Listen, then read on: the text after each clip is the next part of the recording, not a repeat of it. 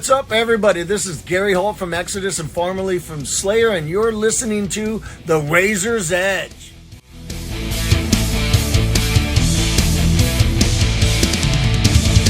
Hi, it's Kat from The Razor's Edge here at Bloodstock Friday. I'm with Shrapnel that have just played on the main stage. How are you guys? Hey, absolutely incredible. Flying high. All good, man, all good. That show was insane. It was great. Definitely. Big crowd for early as well, so that's always a really good sign, isn't it? Yeah. People ready to go. Friday morning, first band on the main stage. You know, everybody's... The weather as well. Yeah. Oh my god, yeah, perfect. So people were on the source until 11 a.m, dude. They're just fucking, like, fair enough, but also, God, drink some fucking water. Are you like channeling the dad vibe in the band then? Drink your water, put your serious. on. You got to behave around that. I'm sat here having a kind of call, and I think I'm just walking irony right now, but yeah, I suppose. Brilliant. So you join a very exclusive club of 6 bands who have played all 4 stages. How does that feel? Is that true? There's only 6 bands. Ooh, that's nuts.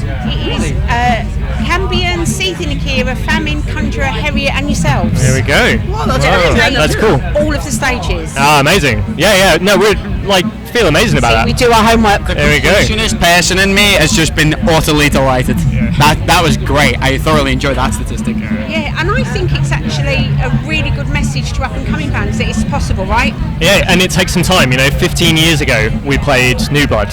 Yeah. 15 years. It's a long time. So we've come back after every release.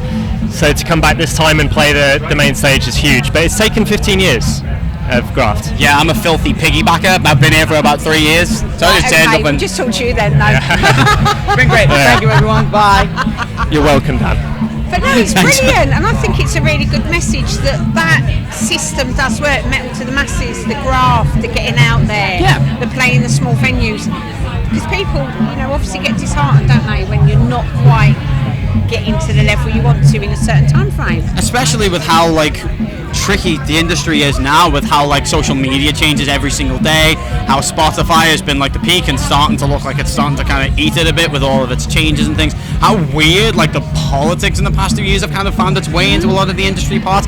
It's all so mental, and with how bleak things are now, it's really easy to just go, well, sod it, I'm done. But it is doable. It's bloody hard, but it is doable. I mean, these guys graft like hell to get where they are. Chris did the entirety of the main stage design, all of our latest album in Gravity. Nate locked himself in the room and just grinded it for hours, and I turned up and just kind of did stuff, and I feel quite bad for that. But the guys have worked so hard, so it is doable. It's just especially difficult now. And I imagine Bloodstock, they've got a bit of a special place for you because with your career, I mean, you've been through all the stages, they have you back. It's 6th time here, Is it a spiritual home now? I would say so, yeah. I mean, I come every year anyway, but yeah, it's one of those things I think about when we do a release. It's like, hopefully get to play Bloodstock again because we've got something coming out. So that's been the way for us since the first record. So it's amazing to be back. I know Simon Hall really well now, and it's just an amazing place to be. So yeah, absolutely. I turn up exclusively to piss Simon off every waking minute of my life, and it's great fun. I get on super well with Simon, but every time he sees me, he's just like, oh God, you not again. Him again. Yes, it is. Yes, it is. So in Gravity was last year. Yep. Well received. Really good album, yeah? Mostly, yeah. We were surprised about that because obviously it's a big change of direction for us. Yeah. Coming from the kind of old school thrash thing. Obviously, with You've got the sticklers, right? Yeah, of course. Some people were obviously not so happy about it. We stirred the pot a bit with that one, so we were actually really pleasantly surprised to get the overwhelmingly positive feedback we did. My absolute favourite moment of releasing that album was some guy in the YouTube comments was going mental, and we were he was going, the artistic integrity of that band has been completely lost, and we were like, the last album we had a song in it about twatting someone with a mace, and he was just don't remember liking that album either. I was like, what are you here for, dude? Wow, that's a little bit too much, isn't it, really? One of my absolute favourite YouTube comments. It was so funny. It's great. A bit like festivals, we had a big furore last year when Download announced Sleep Token. Yep. Same here when Parkway Drive were announced, etc., etc. you know, the festivals, bands, everybody's got to diversify, haven't they? You've got to move forward. You cannot play the same song every bloody album. Yep. What is the point? And your integrity, he's talking about your integrity. What about your integrity about what actually you want to play? Yeah, I think that's And the what thing that makes you happy creatively? I think that's the thing that people lose a lot, because people were saying, "Oh, the guys have sold out," and I'm like, "Bro, I have not. How much money do you think we're making from this? We are bleeding. Like, people don't make ridiculous amounts of money just because they change their musical style, especially not now. I mean, case in point, Sleep Token. Like, I am not a fan of Sleep Token personally, but you can't deny that, like, they've touched on something that a lot of people couldn't otherwise get round to, right? You were always going to have someone like that, and they stepped up to the plate. And absolutely, and as a fan of any type of music, I think we should be all be able to stand there and appreciate someone doing a good job of their wheelhouse. Yeah, for sure.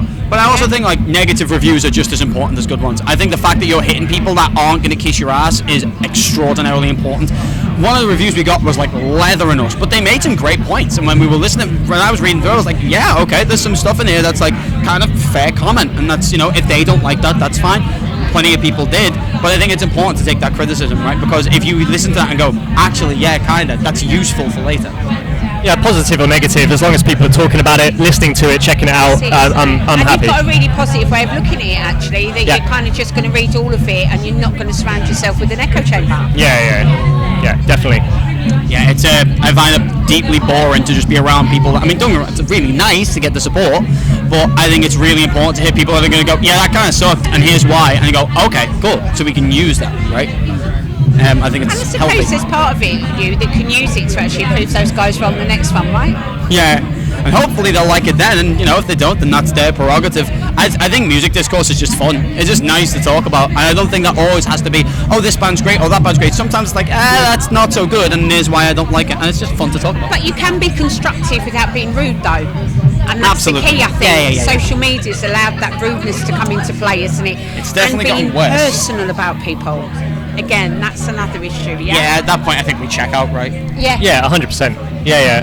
If it's fair, unbiased, if it's well thought out, and some people have a really good point, it's really well articulated and thought through, and that's fine. If it's, you know, just dribble, then just dribble. Dude, it's just someone just banging on it for the sake of banging on it. It's like, I mean, fine, do whatever you want, I don't care. You've got better things to do, like this. And you can usually tell. Exactly, yeah.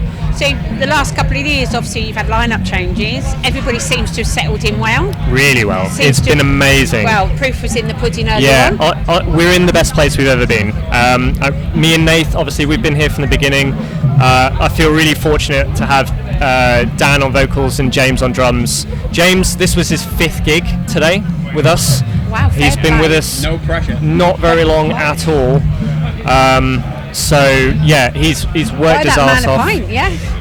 He's going to be well rewarded with pints later. He's phenomenal as well, right? Yeah. Like, his drumming's extraordinary. If anyone's listening and they want to go and check out his other band, Skin Changer, please do. They're phenomenally good and extremely helpful. They were crew for us today, and it was so helpful. And they're really, really good. And James was, you know, a no-brainer when we heard him play. It was like, yeah, that's the guy now. Yeah. So we came in and we did great. And off stage as well, we all gel so well. You know, we get on. You know, we've been on we've done one, I say a tour. We went out to Berlin and Poland, did 2 shows. It was just amazing to be around these guys for a good few days. And we have a 2-week tour coming up from Tuesday in Europe, and I can't wait. So what does the next 12 months look like for you guys? Anything in the works? As much live shows as possible. So we've got a 2-week European tour coming up. We're booking up for the end of the year. We're also booking up for the start of next year. Demoing, filming another video soon. Yes.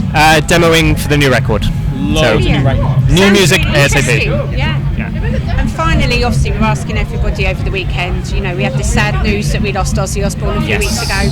What does Ozzy and Black Sabbath mean to you guys as a band? This wouldn't exist without it. Most of the bands here wouldn't exist without it. You don't have riffs without Tony Iommi, right? Like, the guy exists to have been the sort of arbiter of everything that's happening right now. We were saying earlier, because we were doing another interview previously, and I don't think people, like, you saw the turnout to the guy's funeral. It was like a monarch had died. It was fucking crazy. Tony Iommi's one of my favorite guitar players ever. Sabbath are my favorite band of all time. War Pigs is one of the best riffs that's ever been written. Ozzy's an icon. I mean, the guys had a 6-album run like no one else. I mean, your best contestants to that are Pink Floyd, arguably. You don't get self-titled to Sabotage without being trend-setting, like, trailblazers. And on top of that, kited off their face on drugs as well. If they were sober doing it, they'd have been unstoppable. Well, no, they were amazing. That's a very good point, actually. Yeah, and the guys did amazing. I mean, obviously, said in jest, I love Sabbath, and that was no ill speak to Ozzy, of course. I mean, we love him. The guy was amazing. We all very, very, very emotional watching him do his last show. It's going to be weird to be in a world without him, really, because everything we know about heavy metal is from within Ozzy's lifetime, right? It's he's always been there from the very beginning. Part of the metal furniture. So insane to think that he's not here anymore, and it's devastating. So yeah, rest in peace, Ozzy. Yeah, man, what a fucking guy. Amazing. And what a nice way to go as well. Yeah. Really nice way to really end. good. Yeah. It's really good for people to say goodbye, isn't it? He got his chance to say bye to Bill, he got his chance to do his last shows, and he did really good, considering his condition. So, yeah, amazing. Well, thank you so much for your time. Thank you so really much. Lovely to chat to you. Thank you for having us, dude. Thank you so much. I appreciate it. Thank you.